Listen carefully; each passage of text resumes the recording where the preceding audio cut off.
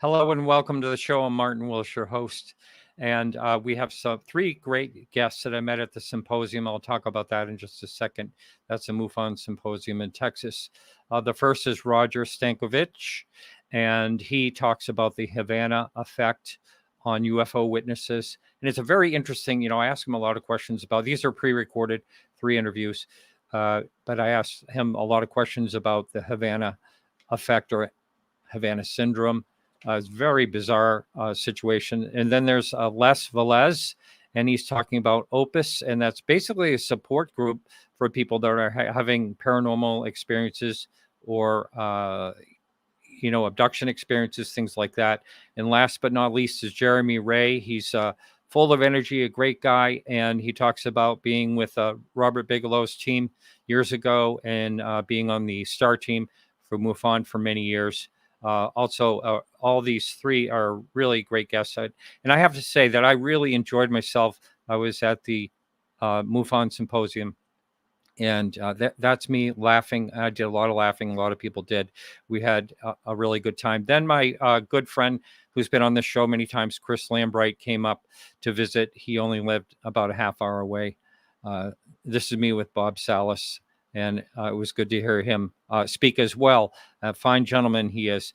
So I'm going to get started right here in a minute, but I also wanted to talk about a great blog that was timely because one of the symposium topics was Majestic 12. So Charles Lear did a really thorough, great blog. I've had other people that actually did some research in the documents and, commend him for this great one. Blog this week. It's the MJ12 documents, who, what, where, and when. There's no why. We don't know the why. I don't think we'll ever know the why on those. And there's a lot of, no, I'm not going to do any spoilers. Just check it out at podcastufo.com. Thank you all that support the show. And I'm ready to get these interviews rolling. I'll be on chat, and I'll be back at the end of this when this ends, and it goes about an hour and 36 minutes total, I think, something like that. And here we go.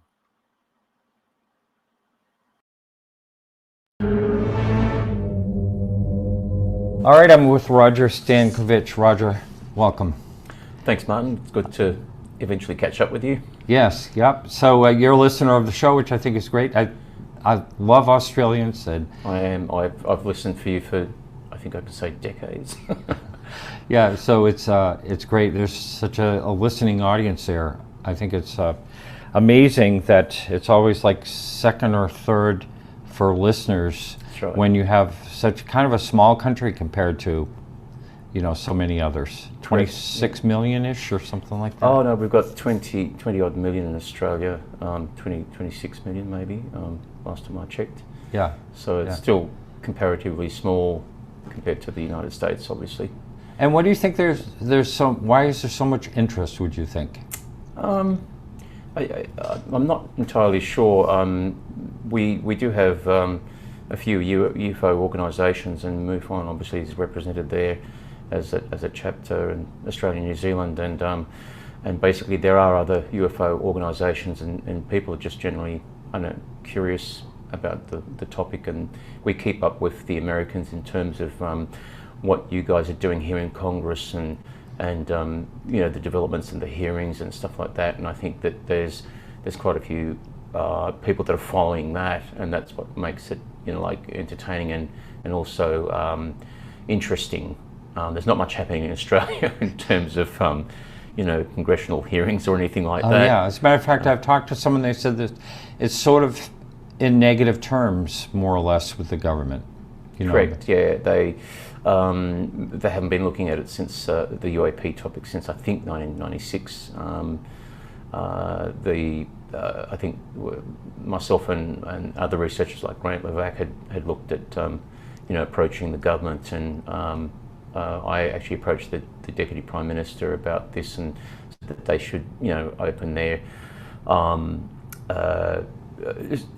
to reopen investigations into UAPs again through the Air Force, but they think it's just a waste of time and it's not worth studying from a scientific viewpoint. But when the Five Eyes situation came up between what America was doing here through Arrow and our attendance there has been established. You sort of wonder what they're actually doing, whether they're actually lying to us and saying that we're not looking into this, but actually attending the Five Eyes Arrow meeting in the United States. Well, it's you mentioned Air Force, and that's where a lot of people have been complaining, because the Navy seems to be taking it, and I'm talking about the United States. Yep. Navy seems to take it seriously, but there's kind of silence from our Air Force on this whole thing. You think they would be the front runners on trying to figure this out, because it is, national security one way or another, whether these things can be figured out what they are or not, it's still national security. And they're supposed to secure the skies. There's some wonderful, the Navy does a really good job at that too, but it's just, you would think the Air Force would be. It's always been the Navy in the United States, and I haven't ever figured why. It's interesting. Yep. Well, a lot of things happen out at sea too, True. So, but it's funny how that works like that. But so let's talk about what you're going to be talking about, which is the Havana Syndrome. Yep. And does that in any type of way relate to the UFO topic in any type of way? Well, it does in my talk. So basically, I talk about Havana Syndrome and how, what the medical issues are with the victims, and also how it came about initially in Havana, Cuba. And I talk about the politics between the United States and Russia. I just touch on that. But I also, through some research, have tied in the UFO phenomenon, because basically I feel it's inextricably linked to the Havana Syndrome through some of the research that I've done and some of the people that I've talked to. So you'd have to probably wait for the talk, because that's a drawing a long bow, saying that to start off with without any context. So basically, I do have sort of evidence to tie the two together in terms of some statistics that I've found. I've tried to get statistics through the CIA. I've put it in a FOIA to actually work out, actually how many people are being affected over a period of time.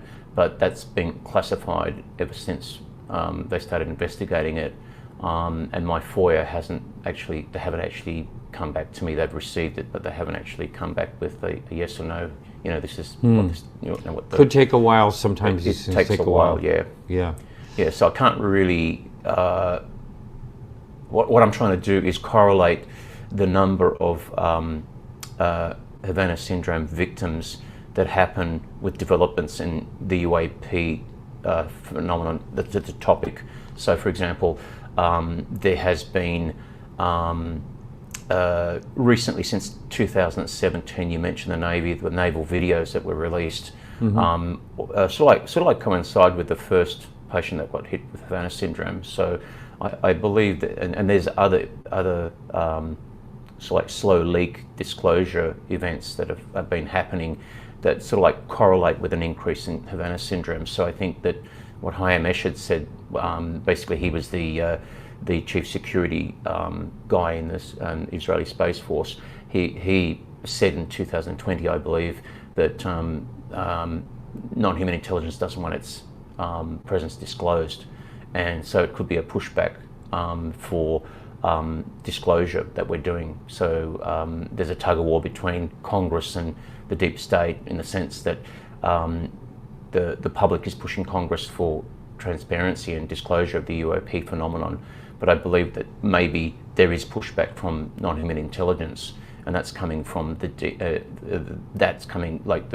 pushbacks coming from the deep state, but through non-human intelligence directing deep state to not disclose their presence. And I believe that they're fighting back with, like targeting individuals, and that's just my theory.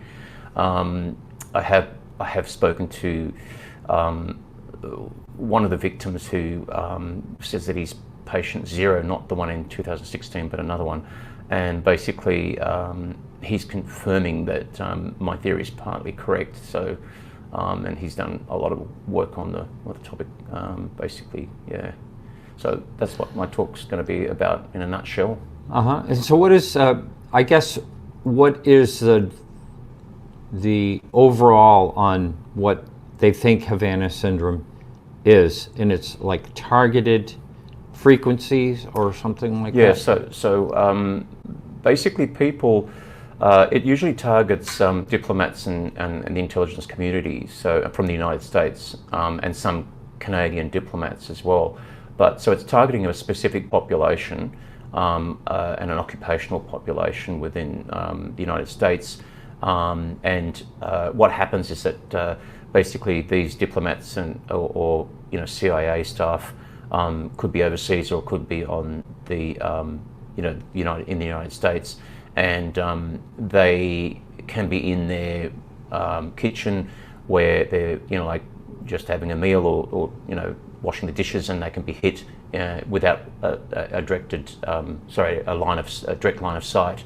So basically what happens is that they feel this enormous pressure in the head, a ringing sensation, they hear a sound, and that can cause like vertigo, dizziness, nausea, ear pain, nosebleeds, and it happens for a period of time, and then when they remove themselves from that position or go to another area in the house or outside of the house into another somebody else's house, it stops.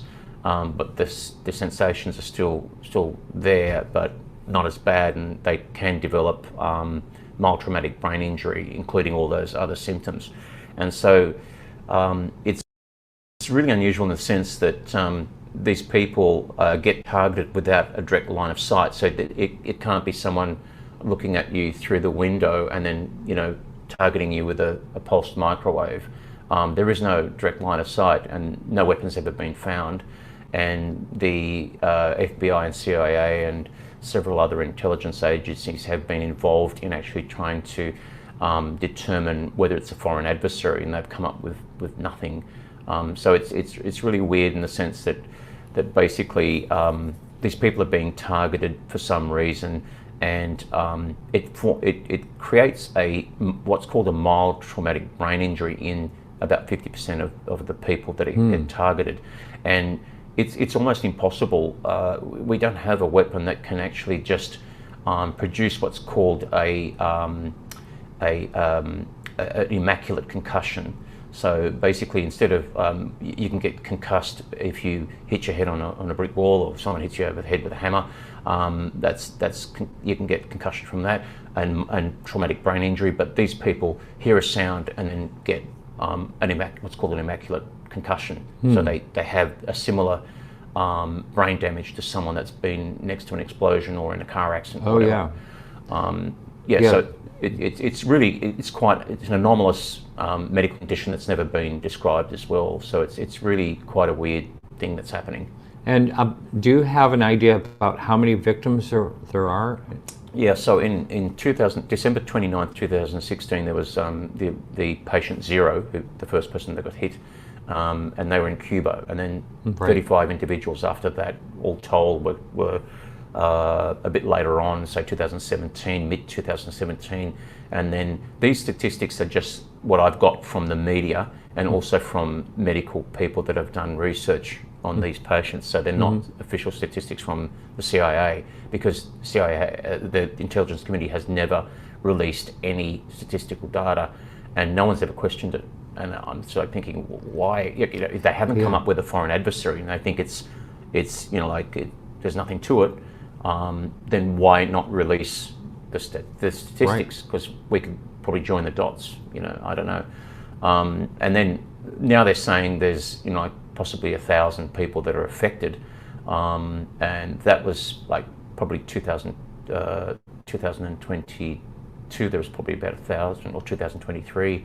But those statistics could be dodgy, because basically some of those people affected in that cohort of 1,000 could be it could be psychogenic. As people think, oh, I've got tinnitus and I'm a bit dizzy. I'm a diplomat. Could I have Havana syndrome? But you'd have to get a proper diagnosis from a medical professional that's actually qualified in diagnosing Havana syndrome. That would tell you, definitely you've got, what we call, anomalous self-incident or not. Statistics are a little bit, they could be a bit skewed.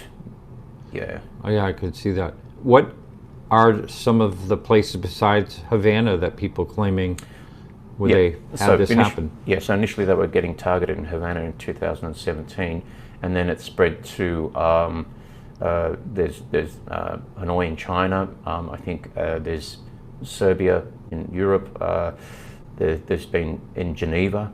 There's been cases. There's been 2 cases in Australia. So there were American diplomats that came to Australia in 2021 that were hit. There's nearly every single continent has been affected except Antarctica, although I actually did speak to whistleblower Eric Hecker, I think that's his name, and at Contact in the Desert, and he told me that people have been targeted in Antarctica as well. So every single continent in the world there's been an incident, at least one incident with the Havana syndrome aspect. Now, kind of tying this all together, maybe not at all, but I think of the work that Gary, Dr. Nolan has been doing, and it's kind of related to the brain changes. Is there any parallels? Yeah, there's a lot of parallels between people that actually have close encounters with UAPs and people that have Havana syndrome. The only difference is that the people that have close encounters have radiation. Sometimes have radiation effects, and also they can fall unconscious and die as well. Whereas targeted, anomalous self-incidents or Havana syndrome, there haven't been any reported deaths apart from about 3 suicides, possible suicides. And so no deaths, but the symptoms are very, very similar. A lot of them like overlap between the close encounters and the Havana syndrome cases. Yeah. Wow. So. Yeah. And is there also like a PTSD type of element to this, or is it more just like brain, the physical brain changes?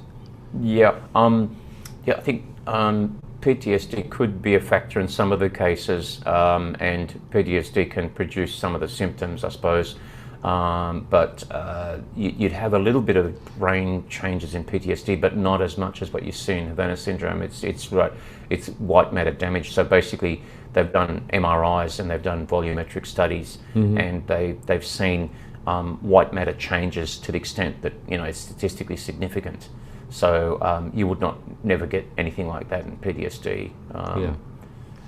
Well, it's very interesting that they're targeted because, one of the thoughts that I would have it's just a random thought, but is there any type of natural phenomenon that could possibly create, this type of thing?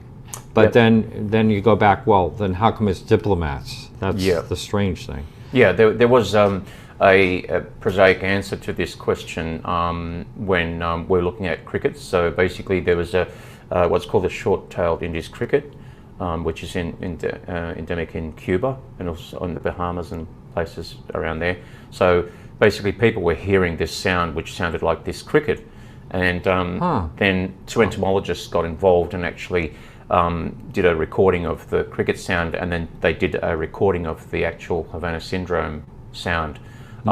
So the Havana syndrome sound was recorded on a cell phone by a victim that was actually being attacked. So they heard the sound and they suffered the symptoms while they were recording it, and that's called the AP, or the Associated Press Recording, and that was compared to the cricket sound, and it was the echo of the cricket sound. So it was not a field cricket, but a cricket as if it was inside a house. And so they compared the spectrograms of both, and they almost perfectly matched. And so the entomologists were saying, and the FBI were interested in this, and they said, oh, look, it's just the crickets, that are causing this Havana Syndrome type sound. But the problem with that theory is that the crickets are only found in the southeastern parts of the United States, but people have been hit all around the world. So that cricket is only in one location in, So they're not in Havana, basically? Oh, they are in Havana, but the thing is that they're not, and they're also in the southeastern parts of the United States, but they're not found in Europe, and not found in South America and Australia, where people have been hit with Havana Syndrome. So it's not the cricket, but for some strange reason, the cricket sound matches the Havana Syndrome recording. And there was an advisory panel called Jason, which is a group of elite scientists that were put together by the government to actually look at this problem, and they tried to solve that, like the reason why people were hearing this sound. And they were saying that their conclusion was that it was an adversary that was actually mimicking the cricket sound to subvert the attack. So they were just trying to subvert the attack through mimicking a cricket sound.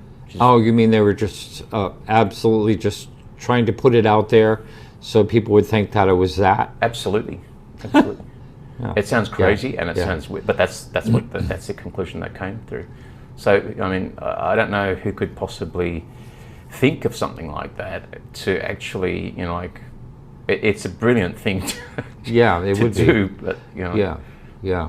And what are some of the working theories at this point? Like you said earlier, that there's nothing that we know that we could actually make to do this type of damage, right? I mean, there's no technology that we have. We do have directed energy weapons, but they're mainly used for we've got patents for them as well. And I'm sure that some of them are out there, but they would kill you. They wouldn't cause mild traumatic brain damage, and they're not. Their deployment is not going to produce a subtle change in your brain, as you can see, like mild traumatic. The FBI and the CIA have said that no adversary. No, China doesn't have this weapon. Russia doesn't have this weapon. It doesn't exist. And well, let's just devil's advocate. You have this technology. Could it be used in a very light way, and not kill someone? I don't know, but I don't think so. Yeah. I err on the side of caution by saying that it probably can't be tweaked so that you could actually cause mild traumatic brain injury. The problem being is that when this, whatever, if it is a weapon, it can actually cause inner ear damage to what are called the otoconia, which are stones in your ear that help you with your balance. Oh yeah. And linear acceleration. So what it does, it displaces those stones in your ear, which help you balance, and it also disrupts them. But that damage doesn't cause brain injury. So even if the weapon's causing that, how does it cause the brain injury? It just nothing really makes sense, and it's a real puzzle. But I don't think that anyone has a weapon that's. If they do, I've been told that it's probably reverse engineered from non-human intelligence. So that's what I've been told. But yeah, well, it's really something else. This whole thing. And what made you have an interest in researching this? So I've been involved in MUFON. It was through the UAP Medical Coalition. So it's an organisation that's run by Ted Rowe, who's in Alaska, Anchorage, Alaska. So he organised this group, and I wanted to become a member of it because I was a medical professional. I'm actually teaching now, but at one stage I was a medical professional. I wanted to get involved. I was interested in UAPs, and so I wanted to get involved in the group because they were looking at people that are affected by ontological shock of disclosure, plus also they might have seen a UAP. So it's the ontological, psychological effects of ontological shock of these patients, and also people that have been exposed to close encounters. And we do have people in Australia that have been had close encounters, and they've had radiation burns and the like. And so we're out there as sort of like a first responder to these cases, where we can listen to the victims, and basically then we will understand. We're probably going to be more understanding than a psychologist or a neurologist or anyone else in the medical profession, because we're privy to UAP information, in terms that we've been studying it, we're researching it. So basically, we're probably best suited to look at these people and manage them. Mm-hmm. Now, has any pilot, like while in flight and having an encounter that you're aware of, had any type of symptoms of any kind? You're talking about pilots? Pilots while they're flying and have an encounter. I don't know of any instance where they've had an encounter like that, although I think there have been reports of pilots having close encounters and then having some effects, but I haven't heard anything of Havana Syndrome. Yeah, well, there could I be, meant in but general. I just haven't heard anything. I didn't mean just the Havana type syndrome. I meant in general, they actually have issues after they've had an encounter while in flight. Yeah, I think I've read something about that, and I think there might be something out there, but I can't commit to saying that it's real. Like, I mean, there's there's patients out there, there's people out there that have had this, there's pilots out there, but so sorry, I can't that's really right. confirm that. Yeah, sure. And as far as radiation, there's no crossover with any type of effects of radiation. And also what you're looking into, right? I mean, this is more like a frequency thing, right? Yeah. There's no radiation, so it's targeted to one specific area of your head, and also it doesn't affect any other organs, and also it doesn't affect your peripheral nerves. So it's basically the central nervous system. So the central nervous system consists of the brain, spinal cord, and the brain stem, but not the nerves coming off the brain stem or the spinal cord. So in a sense, if it was microwave radiation, you would expect it to affect other organs, and it doesn't. So how do you develop a weapon that's going to cause, like a subtle brain damage, and that's not going to affect any other organ, without a line of sight? So you can't see the patient, you can't see the person if you're targeting them. It's got to go through brick and whatever, because they're inside a house. Right. So it's got to be a pulsed microwave or something like that. It just sounds impossible. But these patients are actually definitely suffering from the symptoms, and there's been tests, there's been MRI tests, there's been blood samples that have been taken for markers and whatever. The MRI the scans were actually taken by Dr. Hoffer from the University of Miami, from the initial cohort of patients, what we call a naive cohort, meaning that they weren't exposed to, they didn't know anything about Havana Syndrome, because it was never like, it was around, but no one ever knew what it was. It wasn't, the name wasn't coined at that stage. And so these patients didn't have any idea what was happening to them. They did MRIs, and they did what's called a VEMP test and other tests to see, whether their inner ear organs were affected, and all of them had, disrupted otoconia in their middle ear, and some of them had mild traumatic brain injury. So that first cohort proves that something is definitely happening to these people. It's a real medical issue, and they've been compensated for it by the US government as well. So it's they're acknowledging it from in medical insurance point of view. Yeah, wow, that's really something. And I hate to ask this question, but you mentioned that there are weapons that we have and that would actually kill someone. And is that also like a brain thing that they focus on, or is it a full organ, all the organs? I think they wouldn't be using it on humans. I think they'd probably be using it on on in warfare, like instead of sending a missile, you'd send out a directed energy weapon to pull down a plane or a drone or something like that. Oh, I see. Yeah, so they're directed at military targets, so like planes, drones, missiles, etc.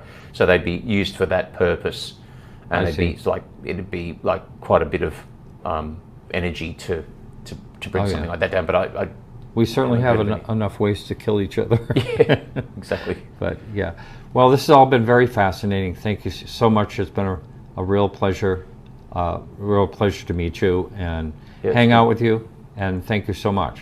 It's been a pleasure meeting you as well, and thank you for giving me the opportunity. Thanks, you bet. Martin. You bet. Okay.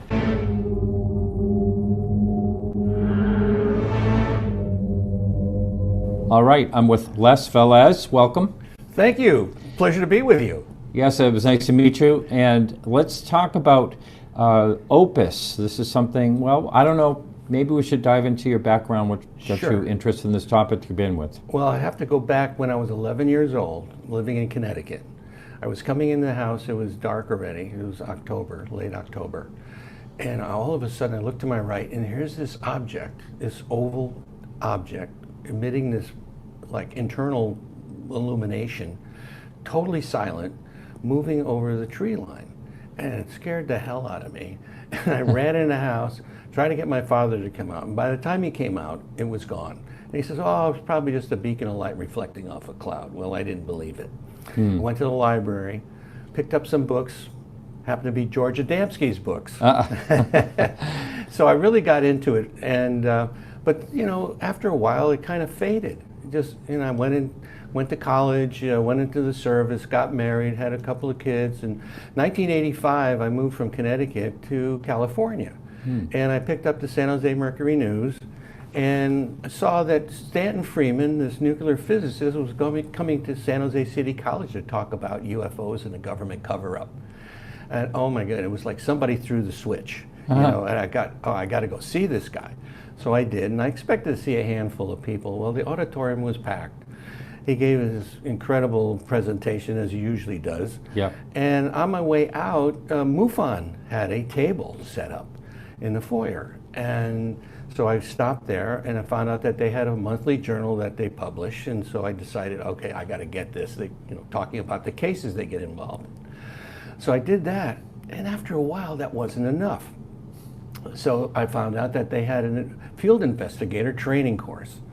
So I decided, okay, I'm going to get involved with that. And I did, and I passed the test and became a field investigator. And the cases that I got involved with this more senior investigator who had been doing it a while, that these cases were not only people saying that they had sightings, but they were telling me that they had contact with non-human intelligences.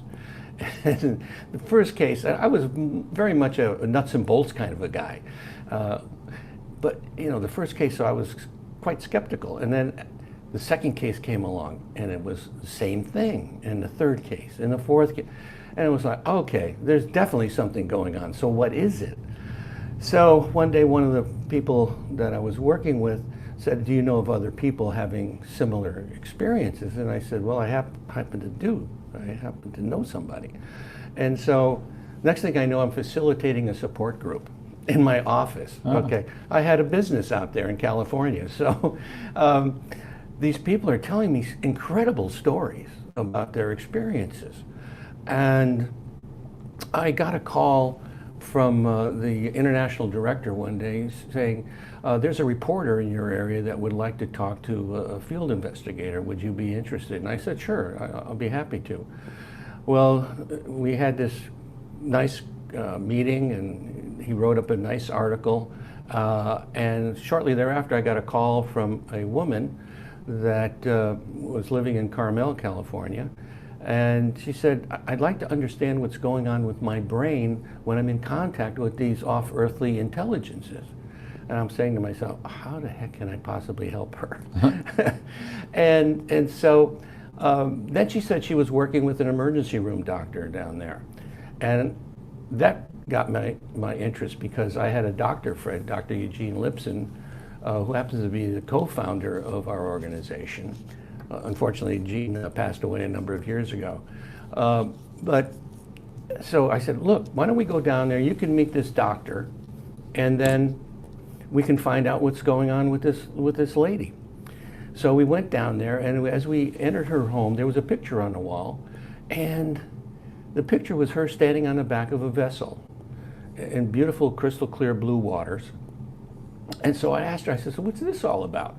She says, oh, I was down in the Caribbean helping these treasure hunters. And I said, well, how were you helping these treasure hunters? She says, well, I was in contact with the captain of the galleon that had gone down. And so we looked at each other and said, really? And what we found out, that she had had a near-death experience, and after which she became very psychic and started to have these contacts with these off-earthly entities. And so the rest of the afternoon was her telling us stuff about ourselves that there was no possible way she would know it. We've never had contact with her or anything.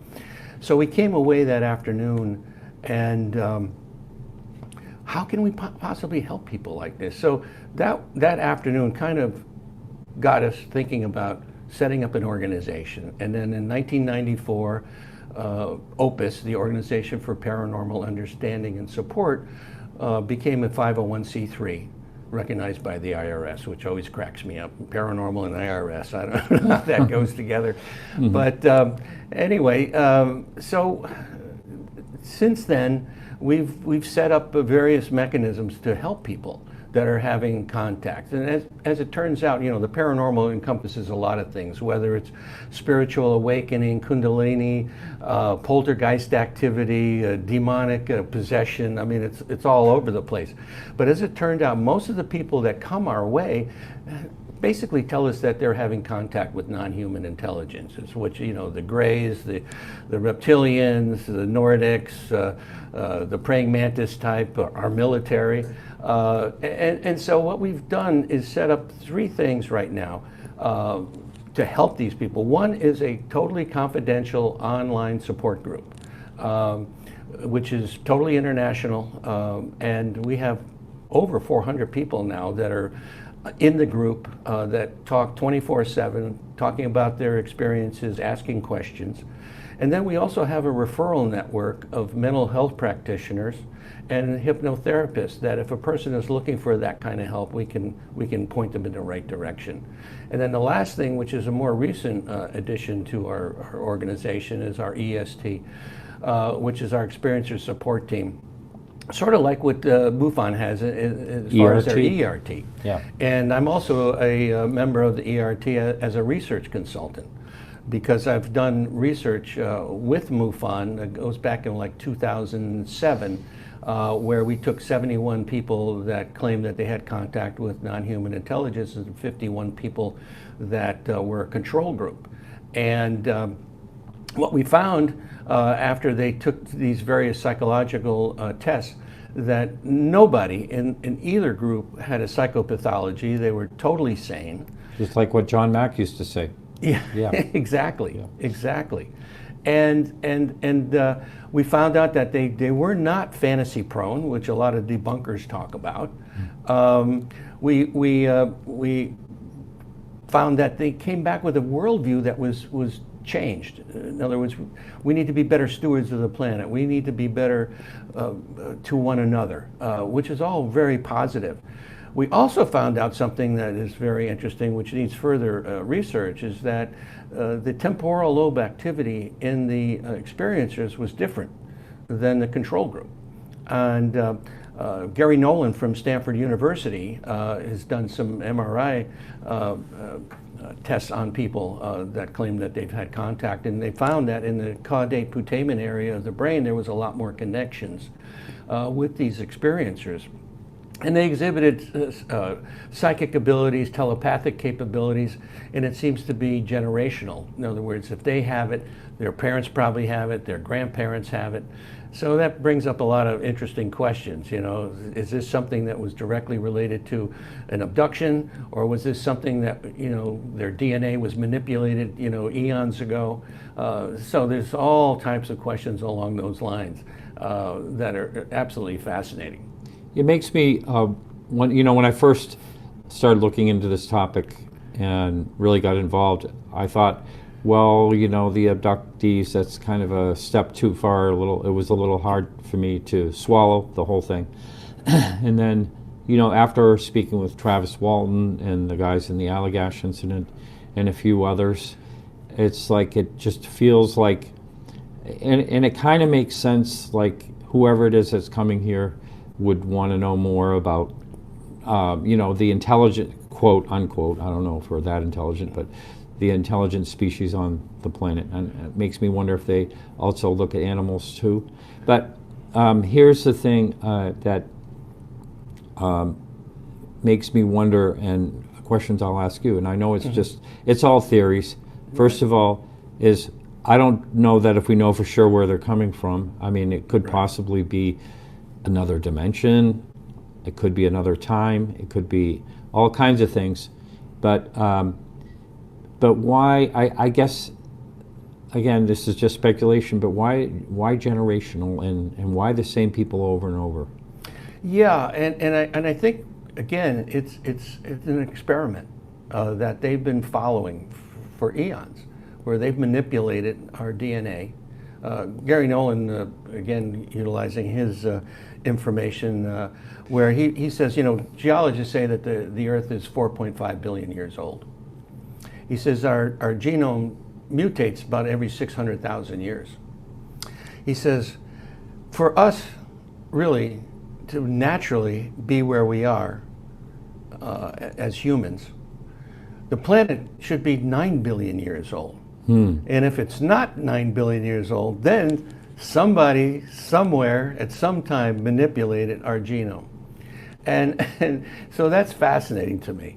And you know, one of the things I've never thought of, I'm sorry to interrupt you, but how do they, I wonder how they know for sure when the Earth actually first formed to begin with, because if it's just through, you know, rock formations and things like that, the planet has vulcanized probably many times with asteroids and all different types of things. It would seem like it would be, you know, a pool of lava, a big ball of lava, and then, you know, and then cooling down again, you know, things like that. I mean, I'm not a scientist. I'm just. Yeah, and neither am I.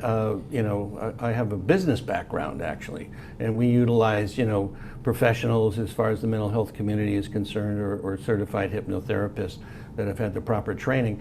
But as far as geology is concerned, I have no basis but Gary Nolan, who is very well respected at Stanford University, you know, seems like, you know, he's hit on something that, and of course he's an experiencer himself, which is really interesting. Yeah. I mean, I just learned that not too long ago. I should say that if someone, and you know, I could probably Google the question about how do we know for sure it's that old. Oh, yeah. But anyway, I encourage anyone to contact me at martin@podcastufo.com if you know the answer to what I just said, and maybe it was a silly thing for me to say. I don't know. No, I don't think so. It's a good question. Yeah. Yeah. So.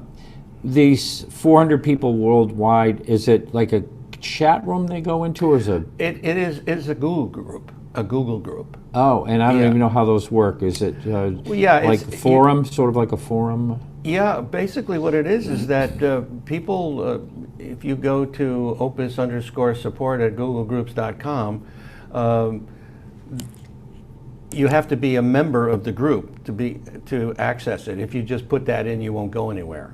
Yeah, because you're not allowed in. You have to log in basically when you become a member. Right, as a member. So when people contact us, and the way they contact us is to go to Opus Network, one word, opusnetwork.org, and we have a support button, and you hit that support button, and we ask for your name, your telephone number, and email, and a bit of your story, what it is that's going on with you, and then we can put them into the support group if that's what they're looking for, or if they want an EST member, our experiencer support team. These are people that have had a lot of experience working with experiencers.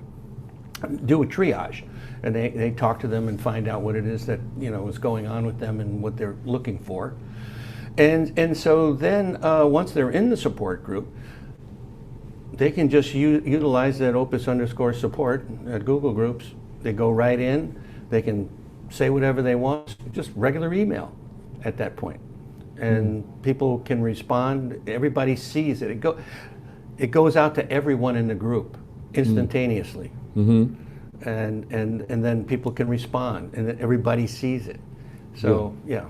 And I think the support part of what I've seen has been very effective for people.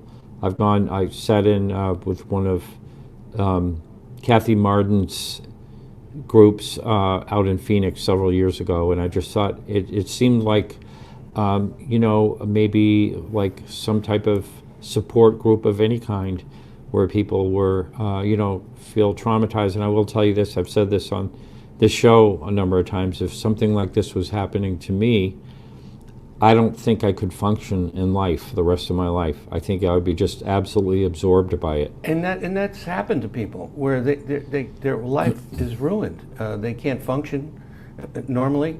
But the support group is such a tool for people to use, because oftentimes people having these experiences can't talk to their spouses or family members. Yeah. They can't talk to fellow workers. They can't talk to clergy.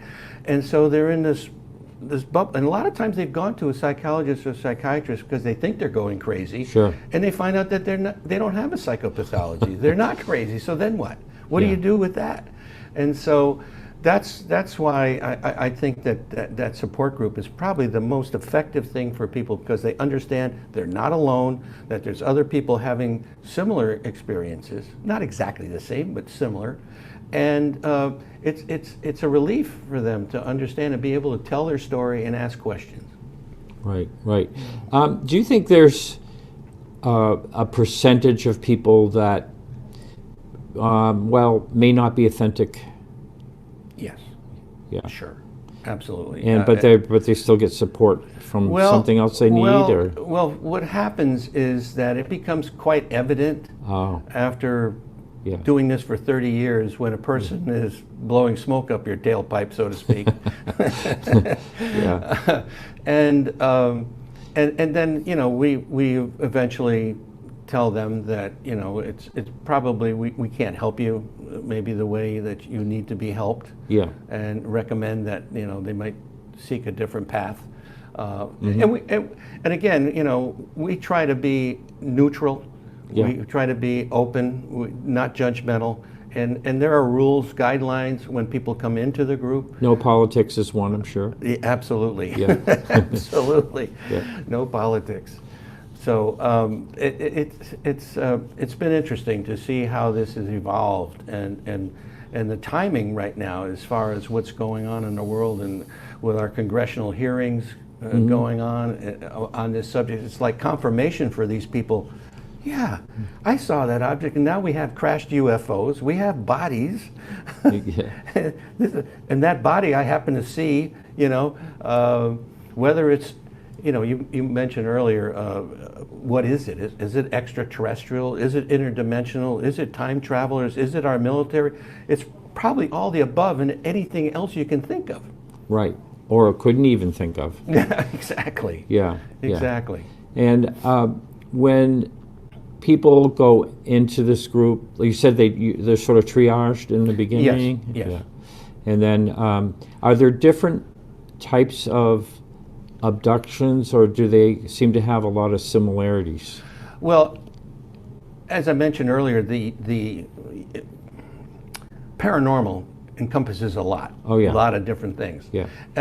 Although over the years, most of the people that have come to us have been your standard quote-unquote abductee type of a scenario. And so in that regard, yeah, there's a lot of similarities, but of course when you dive down deeper into each experience, they're all different in some subtle ways. Sure, they're taken through the wall or through the ceiling, and they're brought on board the craft, and they're laid on a metal table, and they're probed, and a lot of that is very similar. But then the nuances to it, is who is actually abducting them, what are the experiments being done. So it gets into a lot of different things, but we do not collect information.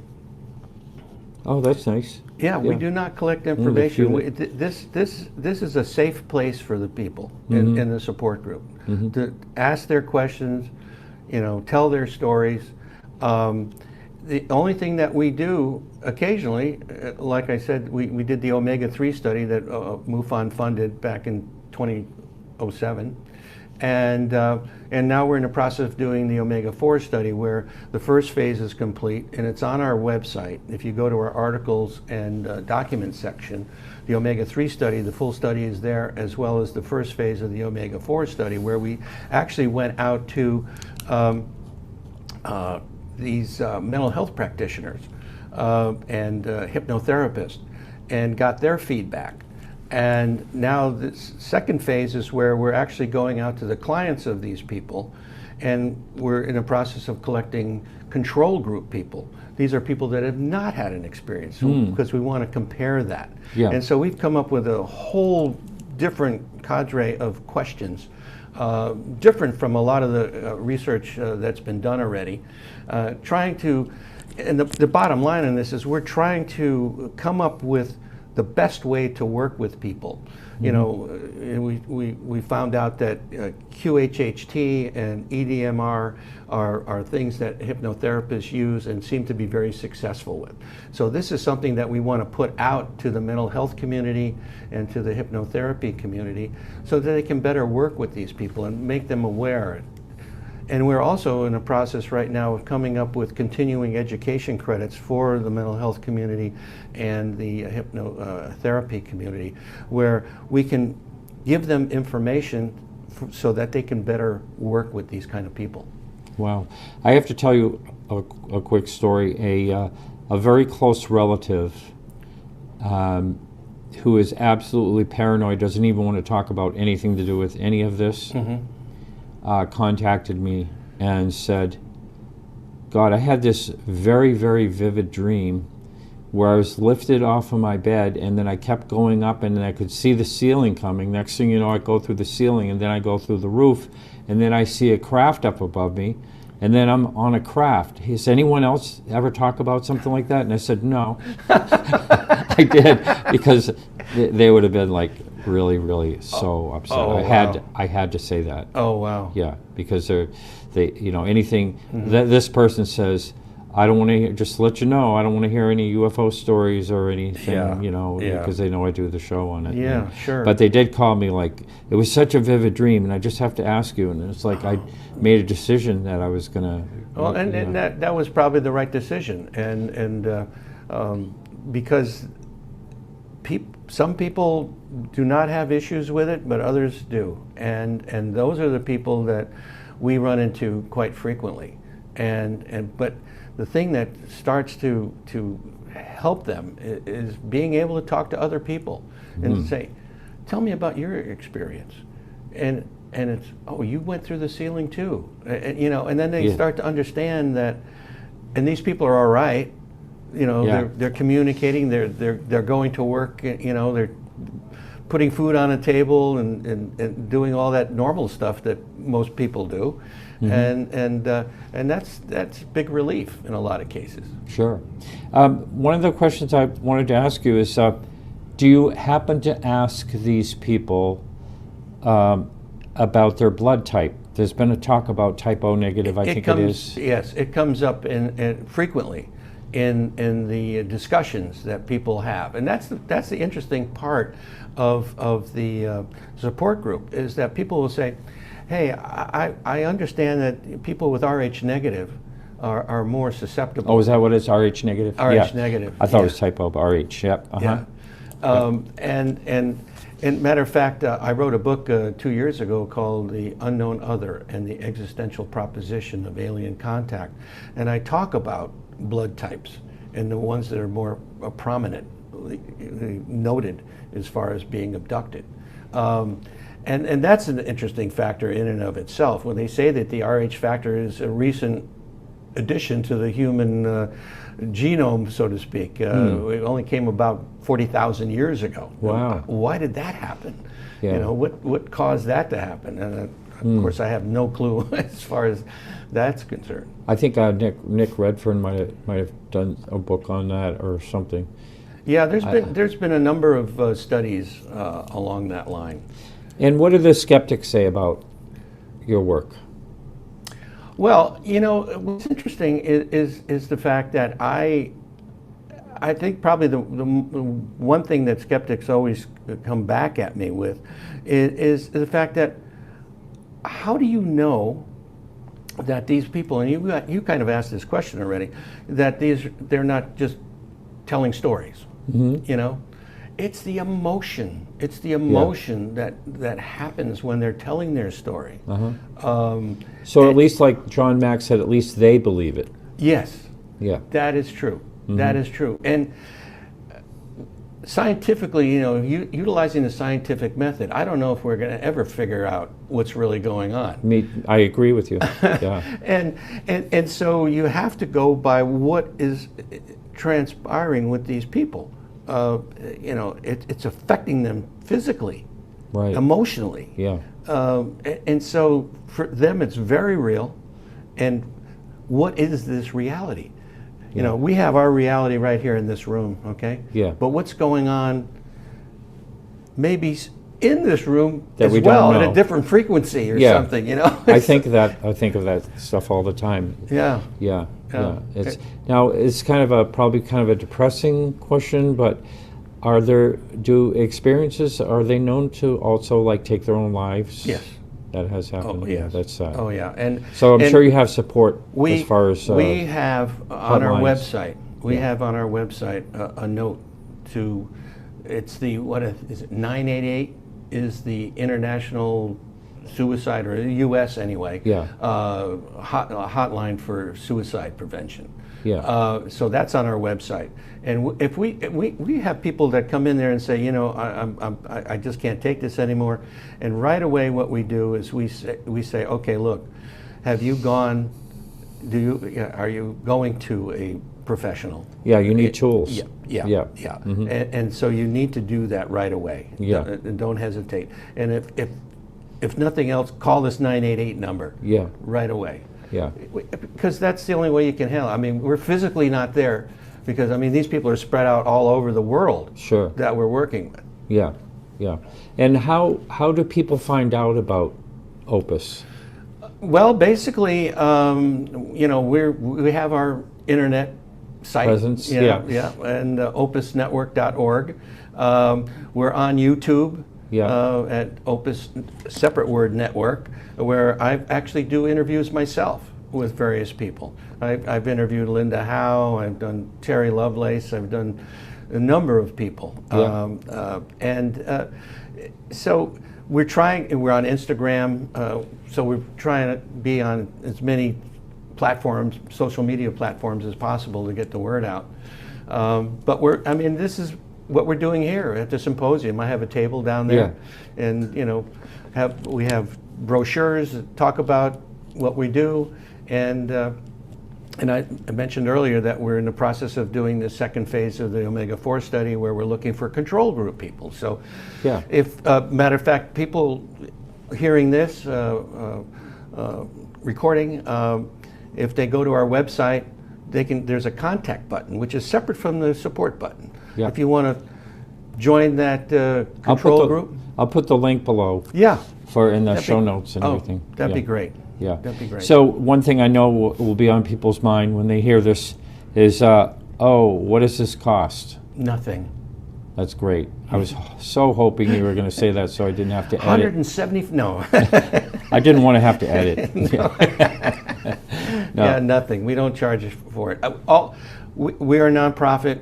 We have a donation button. If you feel compelled to give us some money, we appreciate it. Yeah, obviously. But there's and it's tax no deductible. obligation. No obligation, and it's tax deductible. Yeah. Well, this has been really wonderful. You're a fine gentleman, and it's really. I think about this all the time. Like, I was sitting, like I said, during this symposium when I was the MC. I didn't know when I went to relax in a hot tub that I'd end up here. And when I had my sighting and all that, and it's so amazing how we all just end up in this and it's a good place for me as far as I'm concerned. I've met so many wonderful people. One last thing before we go. Sure. The sighting, can you describe the craft a little more that you had when you were 11? Do you remember, was it a structured craft and did it have a color? It was white. White. It was glowing. It was Yeah. glowing. It was self-illuminated, so to speak, and it was oval in Yeah. nature. And I saw it only from the side. Yeah. I didn't see it from the bottom, and I certainly couldn't see it from the top. Yeah. And it just slowly, silently moved over the tree line and just drifted off. Now, could it have been a balloon? I don't think so. It had more of a structure to it. Especially if it was illuminated in the interior. Right. Yeah. Yeah. Well, you've been a real gentleman. Thank you so much. Well, thank you. All right. It's been great.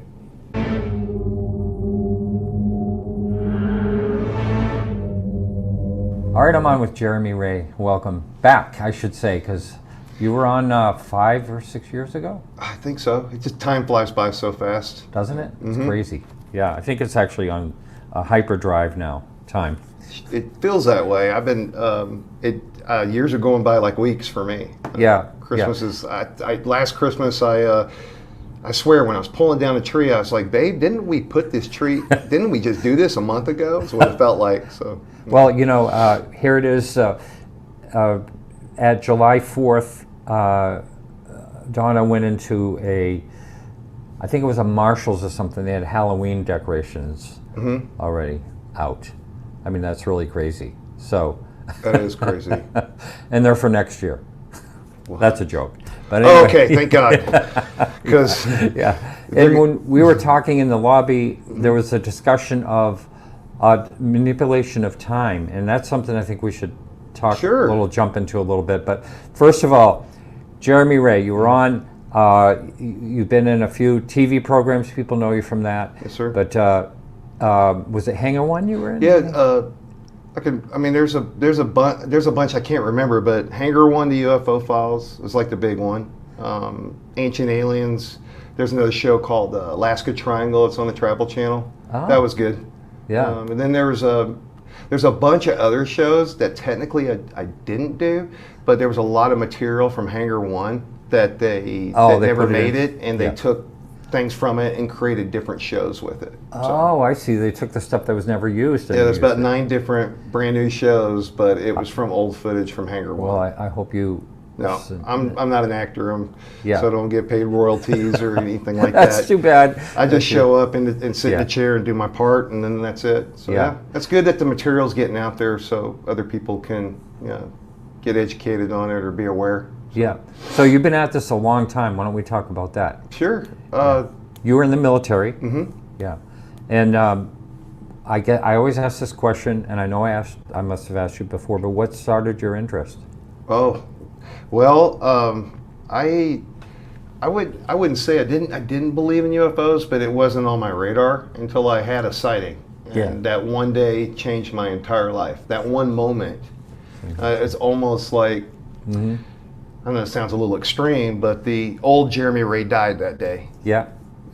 We call it in MUFON reality transformation, and that is true. My whole reality flipped upside down. I started questioning everything. I had I'm not saying I was enlightened, but things that are not supposed to exist all of a sudden, and we're talking a long time ago where UFOs were a taboo subject. And of course, and I had a consciousness connection to the craft that was above my head. So it was. How old were you? I was, I think, 17 or 18 years old. Let's go through what exactly happened. Sure. One of my buddies, I was at a military school, and I came home. The town's called Victoria, Texas, and I came home for spring break. And one of my buddies, I didn't have a driver's license, but he had a pickup truck, and we were going to go down to South Padre Island and party. I was so excited about this. So he lived in the same neighborhood with me, and I was walking around the neighborhood to get to his house. And when I came around a corner, I saw this light. It was about 100, at the maximum 100 feet off the ground, to telephone pole level. And I stared at it for about 5 minutes. I couldn't figure out what it was. It was brighter than the sun. It was about 3 o'clock in the afternoon. I remember the date, March 20th, 1996. And so I had the sun beaming in my eyes, but I also had this object right under the sun. And the object was brighter than the sun, but it didn't hurt my eyes to look at it. And so it just didn't seem like it belonged there. About 5 minutes me standing there, I figured, well, I need an adult or a grown-up to tell me what this is. So I walked across the street, didn't know this neighbor, rang the doorbell. He lived about 10 houses down. I've seen the guy mow his yard, but I'd never met him. And I introduced myself, very like, hi, I'm Jeremy Ray, I'm your neighbor down the street. I just happen to be walking through the neighborhood and I see this light in the sky and I can't figure out what it is. And I was hoping, sir, maybe you could tell me what this is. And so he didn't have a shirt on, you know, I was just obviously disturbed him or something, but he comes out, he had an awning so he couldn't see. And I was trying to point to where it was at, and he saw it and looked at me and said, Holy Mary, Mother of God. And he ran inside the house. And I was like, whoa, that did not expect that. And I was like, I'll try a different neighbor. So I walked halfway down. He never came back out? No, he did. It was just a quick response where he was like, Holy Mary, Mother of God. And then he just forgot that I was there and he beelined it to the house. So I decided I'll just get the next neighbor. I need somebody to tell me what this is before I continue to move on, because I've never seen anything like this. It was a bright light that was, the best way to describe it is if you're in a parking lot and you see the sun bouncing off the chrome of a bumper. You know how it follows you when you look at it? That's what it looked like, a big bright with the you know, like it's bright like this, and then you had like a, I don't know, like a string, or it just starts to thin out and it becomes like more transparent. Sunburst type of thing, So I got halfway down the sidewalk and I hear the door of his house opening up, and he comes out, he's got a shirt on, and he's got sunglasses, and he's got a camera, and he's got his wife with him. And then I was like, okay, all right. I just turned right back around and walked back, and I go, so I guess this is something special. He was like, oh yeah. And I was like, well, do you think it's, and I started running through, you know, I even said, do you think it's a kite? Because maybe it could have been something reflecting and we just can't see. And he was like, no. And I was like, well, I can't see it because the sun's hitting me in the face. So I'm going to try to get under it, and I'll tell you what I see, or get behind it, because it was right hovering low. I could see that I can go around it. So I started to walk towards it. I'm looking right at the object, and he's saying it's moving away from me. It's moving away from you. And I'm arguing with him, saying, no, it isn't. It's right there. It's not moving. And keep in mind, it's a blue sky, no clouds, and the object. And when you're walking, you're looking at it, it was staying with me, with my pace. So it looked like it was right there, but I just wasn't getting to it. And I didn't believe that, you know, so I was arguing with him, and his wife and them were like, no, it's moving. And so I was like, okay, well, I can't get to it. So I just turned around, started walking back, and they're like, it's following you. And I'm looking at it, and I'm backing up, and I'm like, no, it isn't. I stop, I don't see it moving. I start backing up, I don't see it moving, because it's always at the exact same spot. But keep in mind, they were standing still. So they're seeing it move wherever I was moving. So I kind of chuckled, and I was like, how about I walk past you guys, okay? Y'all stay still, and when the object comes over your head, tell me what you see, all right? So I started to walk, and it started coming, and it stopped before it went over their head.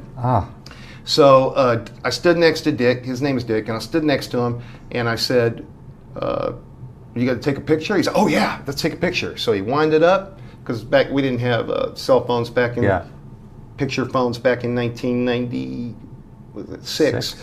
But so anyway, as soon as he brought the camera up to take a picture, the sun was right here. I'm going to borrow this pen. The object was right here, and it shot up into the sun. I mean, I watched it. That's the first time I saw it move. For me, that's the first time I saw it move. And it went like that. No sound. Right in front of the sun. Right in front of the sun, and I could see a little bit of the object from the left and right, barely peeking in. And at that moment, we all our mouths we were gaping, and we knew that this is under some kind of intelligent control. So I'm thinking natural phenomenon, like a sundog, which I didn't know what a sundog was back then, but I was thinking there's got to be a reasonable explanation for it. It looked like it didn't belong there. It really looked like some cheap Star Trek special effects. It really just... But you said you had some type of connection? Yes, sir. I'm going to get Is to that that hard? part. Is that No, hard to talk about, or is it? I don't have the right kind of wording. Yeah. So I'll do my best, and I've had 20 years to come up with the right wording, and I never feel like it does justice. It's kind of like trying to describe a color that you've never seen before. Mm-hmm. Good luck, Mm-hmm. right? Mm-hmm. But yeah. So during that moment, it shot up, and I told Dick to that's when I had it, is right in that moment. I had that, like, I felt like, put the camera down. And so I told Dick, put the camera down. As soon as he put the camera down, the object came back to the exact position. Wow. So this thing hung around for about 15 minutes. I'll speed it up. There's a few more it's details. all right. Yeah. But I was able to flank it, go around, and I was in Mrs. Ladwick's yard, and I rang her doorbell, got her out, and she freaked out.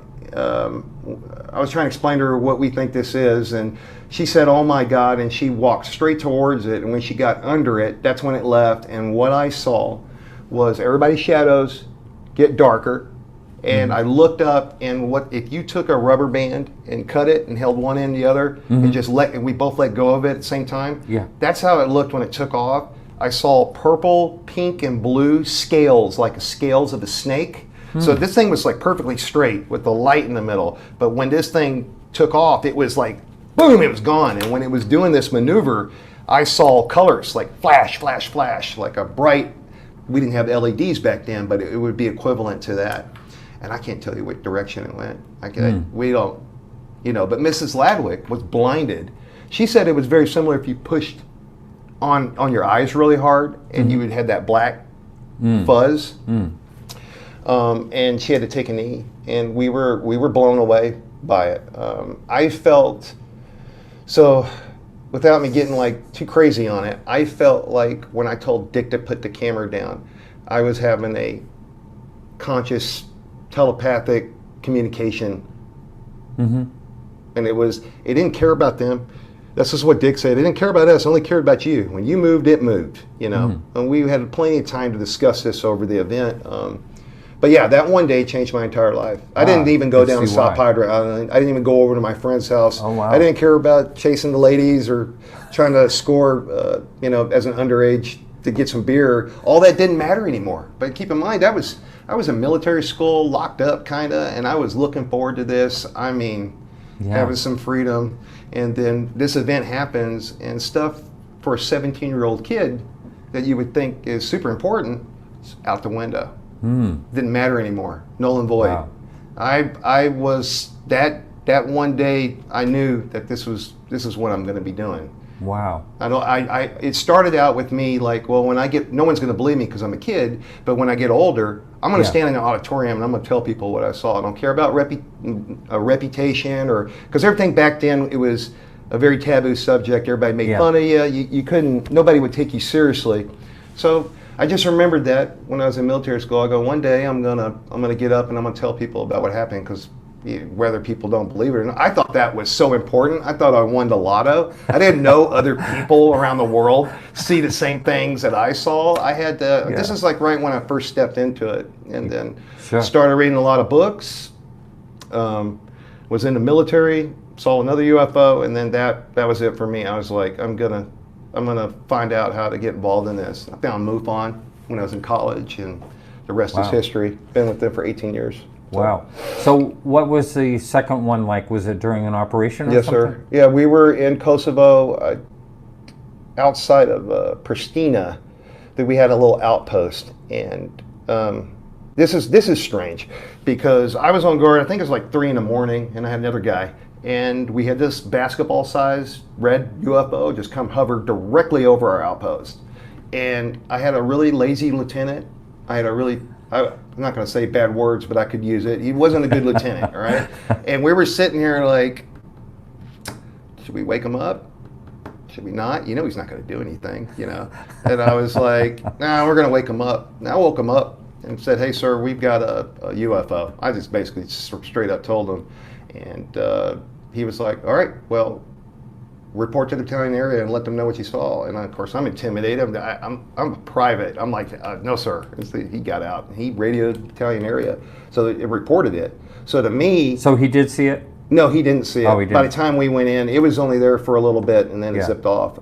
By the time I woke him up, he reported it. The next following day, instead of us all talking about it, what happened that night, we got mortar attacked. So when we got mortar attacked, everybody forgot about Sure. the UFO. Yeah. Even me. Yeah, That of course, yeah. Fearing for your life, basically, yeah. yeah, we almost got killed. I almost got killed. Jeez. A bunch of us did. I was very lucky. Yeah. Sometimes I feel like there is an angel watching over me. So Yeah, yeah. Wow, that's crazy. So, yeah, I mean, the military encounters, you know, it seems like that's what the government has an interest in and no other. But then when you hear about the Sean Kirkpatrick and what he was involved in, and he says that he's heard from no firsthand witnesses. And I think that is just... no, that's a lie. I have to call it a lie. Yeah. I mean, what else would you call it? Because I personally know people that, you know, Mario Woods for one, 4 hours and 19 minutes, he told me. You know, he did his testimony. And they say they haven't heard from, I mean, that's a first-hand witness, you know, and so. I kind of feel like if I could talk to Mr. Patrick, I would be like, Yeah. I got a whole list for you, but I'm pretty sure you're not going to interview him. You know, you're not Yeah. even trying. I don't even feel like but no, there's plenty of. Well, we'll see who takes over in the permanent position of what Yeah. he did. Maybe they'll... I mean, he fibbed about being in that Skinwalker Ranch Right. meeting, and Yeah. then he got busted because somebody had a camera. picture, right? Brandon Fugel shared the picture. Oh, that's Yeah, right. That's right, yeah. Yep. Yeah, that's something. So, wow, in all your... you started with MUFON, you know, a good while ago. Yes, sir. And you've done a lot of different things with MUFON, right? Yes, sir. Yeah, it's a lot. It seems like I've done a lot when it's stretched out over that long. But I think probably one of the coolest, biggest thing for me in MUFON was the Bigelow Star Team. I was a part of that.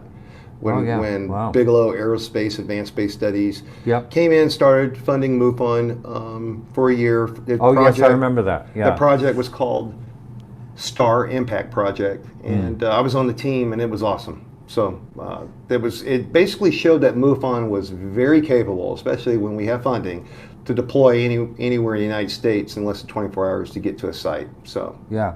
You know, I've always wondered how J. Allen Hynek seemed to be able to do that on his own after he was out of Project Blue Book.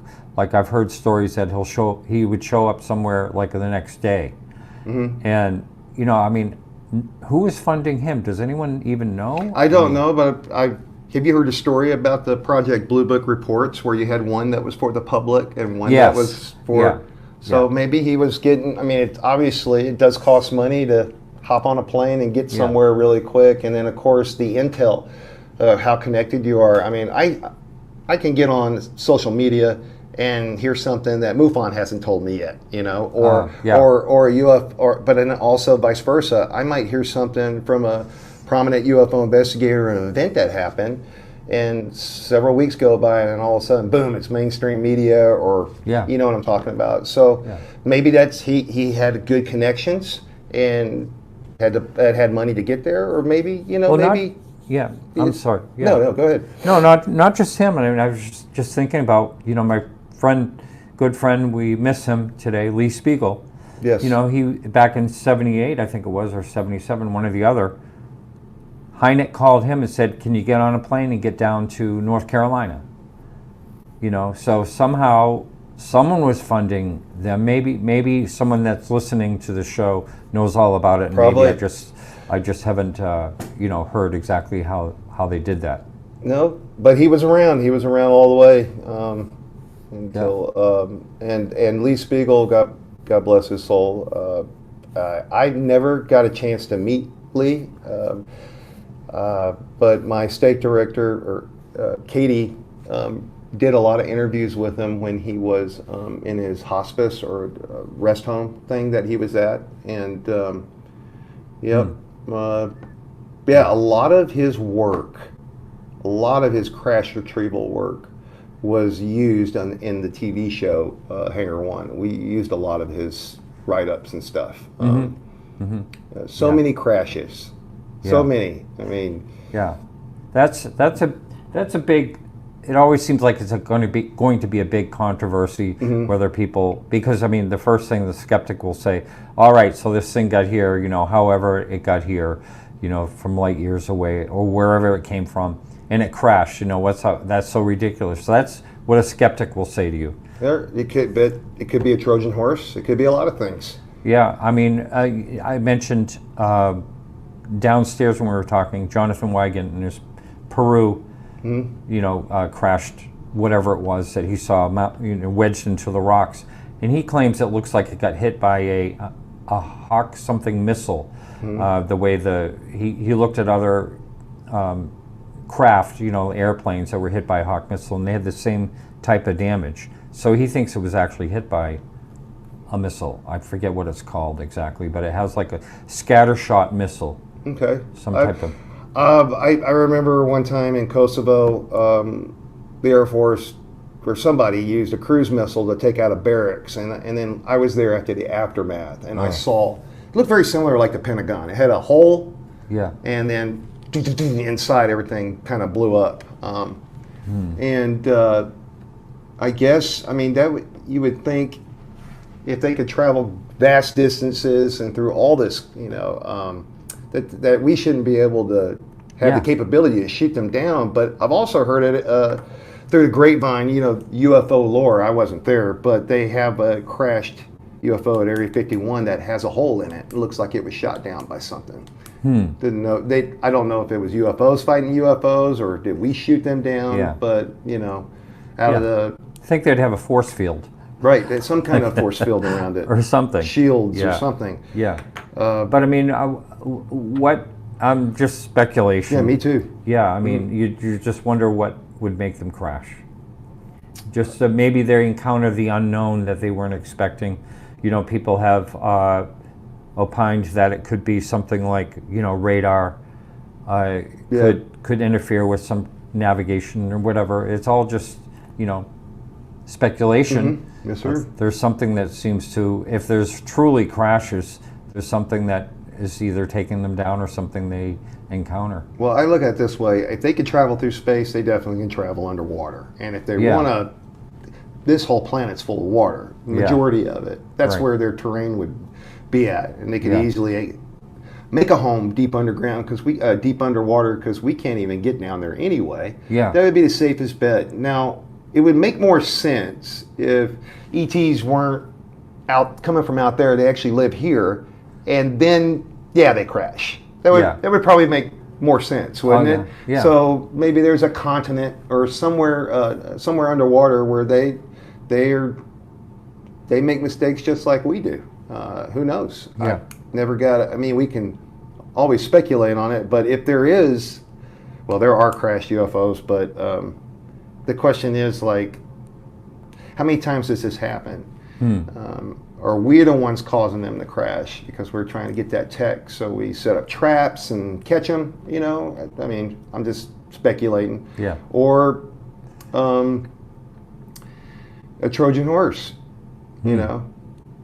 I hope not. I hope not. Yeah. But, you know, here's another thing, and it's just an opinion I'm asking. You know, if life is abundant out there and we're not an exception of any kind, why would we be so special? Okay. Do we go up to an ant bed and bring it a Twinkie and go, give this to your queen, here's some awesome technology? We don't even do that. We don't even pull off the right side of the road and talk to deer. I talk to deer. I yell, get out of the road. But no, I think I would say that my best guess would be that they're indifferent. They're just doing what they need to do. And if you interfere with their mission, like send a fighter jet up there, you might get spanked or something. But no, they're the ones that are the secret keepers. Yeah. Because if they wanted to let us know, they could, park right there and not leave. Yeah, and then when I bring up this topic, I have to bring up something that a lot of people ask me. Why on earth would they have lights on their craft? Yeah, why do they use lights? Yeah. Is it because they want us to see them? Is Yeah. it something? I would say that the lights, this is just my guess, is rare. I think You think I'm there's not- much I- more of them out there without lights? invisible, because Raytheon Yeah. is. You can look this up. Raytheon has a special type of camera that's mounted on the fighter jets that are able to detect invisible UFOs. So, yeah, I wouldn't be surprised. No, something different than the FLIR. This is something new, Raytheon. Oh yeah, it was something that they had on their website that they have special cameras that could detect. Yeah, invisible. I mean, we only see We only a certain see. amount of spectrum. So with our 5 senses, that's the best way. Yeah. But then we have equipment that can kind of help extend our range on sensing, and that would be one, is that camera. But I would say that they're up there all the time, and they're invisible. We don't see them. Yeah. So I so the feel- question with the lights Yeah. at nighttime or something like that, would it be that they? I don't know. That is such a good question, because if you're trying to conceal yourself, you wouldn't want to be like, "Hey, I'm over here." Yeah. You also wouldn't want to be, "Hey, I'm over here. You guys can't do anything about it anyway." Yeah. Maybe they're just indifferent. They don't, Yeah, they that just kinda- don't care if they're seen or not.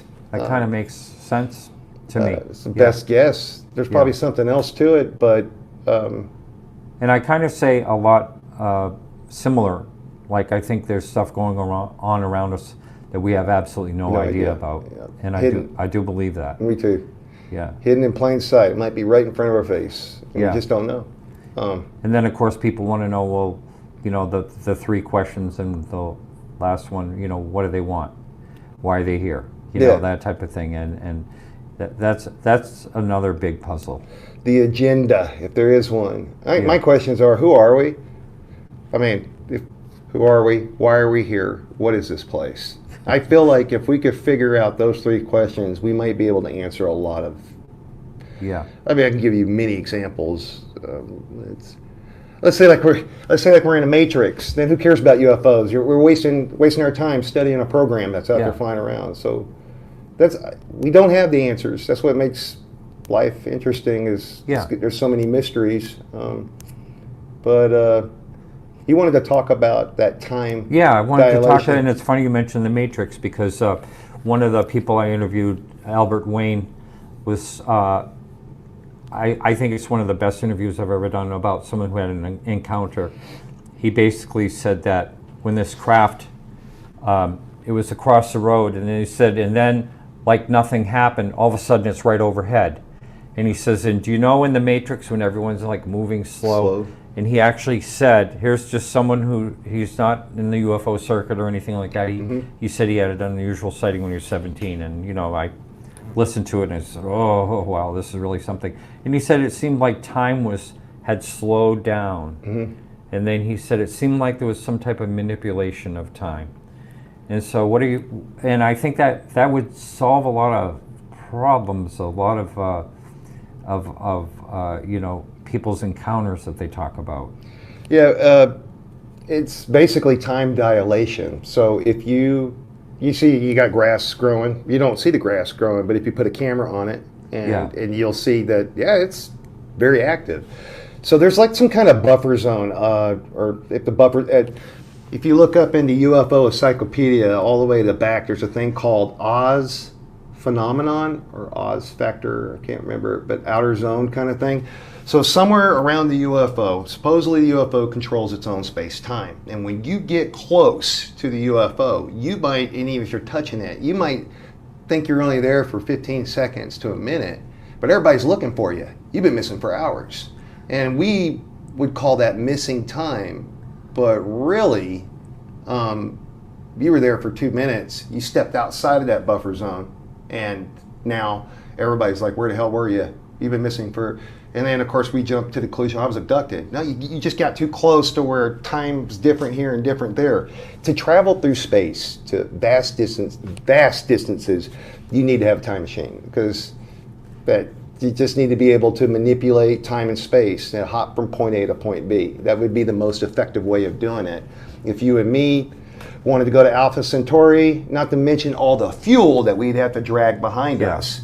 You and me ain't gonna make Yeah. it. We'd have to start a You family. have a whole solar system full of fuel. Yes, sir. Yes, Yeah. sir. But the way these guys, there's just so many stories about soldiers firing on UFOs, and our ammo would turn around and go back to us. That could be something, you know. Just imagine if you had a pause button, Yeah. right? Yeah. And you come to a planet, and all of a sudden the species is coming at you, and you pause it, and you got time to analyze and what maneuver you want to do or whatever. But for us, it's instant. Mm-hmm. You know. Yeah. So, I mean, I would even speculate that, let's say you lived in the house that you were born your whole life. Mm-hmm. I'll just put it that way. And a UFO could hover above your house. It's just my guess. Let's say when you're 15 and rewind and look at you when you're young and forward like a VCR, you know, just look. There's actually a MUFON case where these people saw a UFO over a house in a neighborhood. They were blown away by it. It was a massive UFO shining a light down on this house. Well, they went back out there the next day, and the house wasn't there.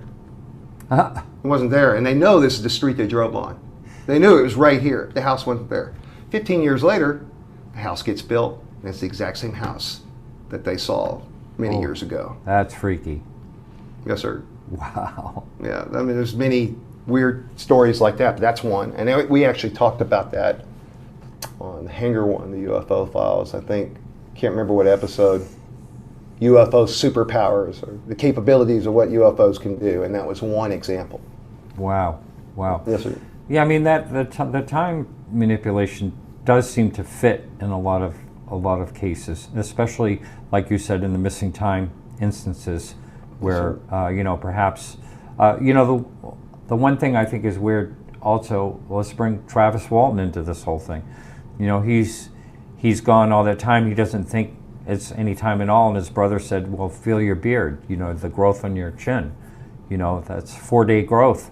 You know, that type of thing. But he didn't feel like it was any time at all. I think I never saw it as a time dilation with him. I followed Travis really closely, and for over the years, I think my best guess is they probably accidentally killed him, and then they took him, got him fixed, and brought him back. Could be, because yeah. think about my UFO encounter. I was trying to get under it the whole time. I was pulling a Travis Walton. I was trying to get under it, okay, and it backed away, right? Yeah, yeah. And then when I moved forward, you know, and even Mrs. Ladway, whatever we did, it was made sure that we can never get under it. So there's got to be something that might be harmful. That's under there. But Yeah, Travis, he does think it was a rescue. yeah, Travis was. I mean, the guys. Of course, he's not going to remember. All he knows is he felt that incredible pain when he was on the craft. Yeah. But his men saw him. They thought he was dead. They left Right. him. Yeah. They took off, and Yeah. they say he's, you know. But Travis was taken on board another larger ship, and two beings that looked human, a little bit bigger, like a Swedish type, Right. with a tight skin suit. He thought they were NASA. And they actually had a mask on, I believe. And he was having a hard time breathing. Right, he was, yeah. And they put him to sleep. And next thing you know, he's waking up on the side of the road, and he sees the UFO leaving. And then he stumbled to a phone booth and called his brother. Didn't know he was gone for 4 days. But yeah, that's Travis' experience is he's able to retain all his memories. I wouldn't call it missing time. I would say he was unconscious. You know, like if you got hit in a car wreck and you wake up in the hospital, you're like, where am I? It was like, yeah, you were out for a week. Right. Welcome back. It only felt like a second. Yeah, sure. Yeah, that makes sense. Yeah. But yes, there are other cases of missing time where I think that instead of calling it missing time, we should call it time dilation. It's more scientific. You know. So what do you, we'll just wrap this up, but Sure. how do you feel things are, someone called me, another a researcher called me, UFO researcher, well known, I'm just not going to say his name because I don't know, but he said, where do you think things are going right now? That's what he said to me. And I said, well, you know, I got to think about this for a minute, you know, because so many times I like to be an optimist and think that we're like moving the needle. ahead, and then I don't really know what to think, exactly what to think, but I feel like we've had some really good momentum, but I think it's kind of sort of planing out right now. But what are your thoughts on where things are? I think actually there was a time where I was like, they're never going to disclose. Yeah. I don't feel that way now. I do think that why now is the question we should be asking is why now? Why are you guys pushing the envelope? Yeah. So for people like you and me, we're already ready for it. You can show us the information. We're not going to trip. We're going to find it very interesting. There's a lot of people out there that this doesn't come across their radar. They don't want to know about it. They don't care. And I think, in a way, this is for them. It's really not for us. It's cool to hear the stories, but this is for them to drip, drip, drip. Yeah. So you don't pull the rug out from everybody. They might have to do this because maybe they know in a couple of years that something is going to happen, and instead of having catastrophic disclosure, it's better to, kind of let people know, hey, this has been going on. We have a history of it. We've got people in Congress talking about it. But they haven't really said that it's 100% fact, right? Right. You have groups that don't want this information out. You have groups that want this information out. So it's kind of cool watching this tug of war. Commander Fravor, or actually, let me back up. I know there's a line of whistleblowers through aerospace communities that are ready to come forward and tell their stories. They just need to get the green light so they don't get thrown in prison or lose their job or their security clearance and things like that. That'll be a great disclosure, but still, it's still talking heads. It's great that we got all these people talking and sharing ideas, but my idea of disclosure is a little bit more extreme. It's where you get to hold the metal urging in your hands.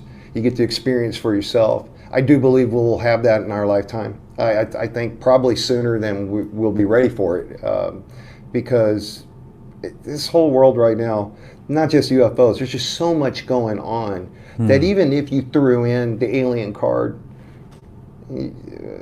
people would be interested and then they'd flip the channel. I mean, I've said that a number of times, something similar. Yeah. So it'd be a perfect time to kind of, but the cat's already out of the bag.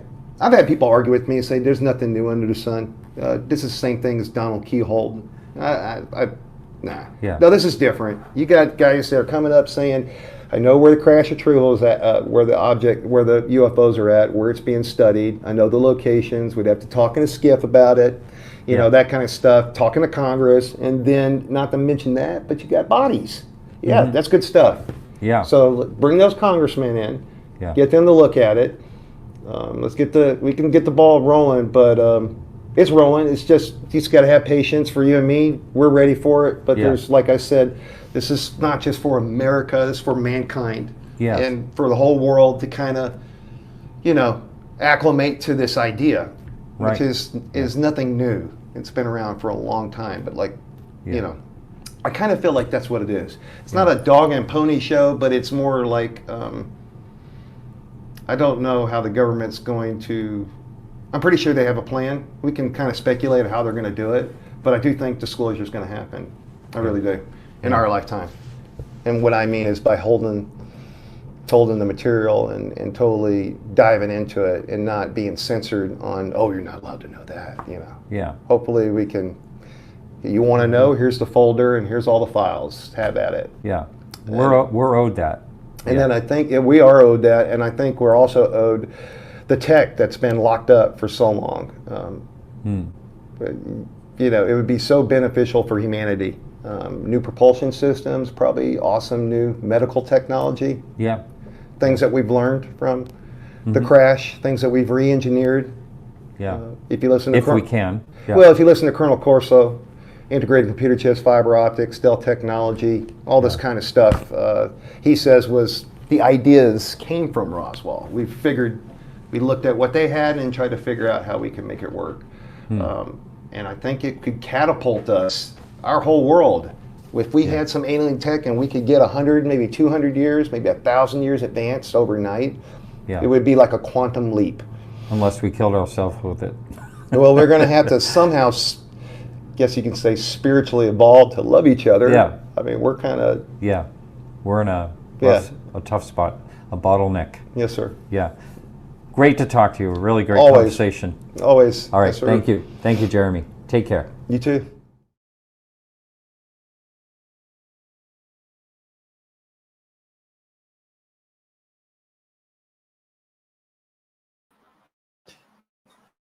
All right.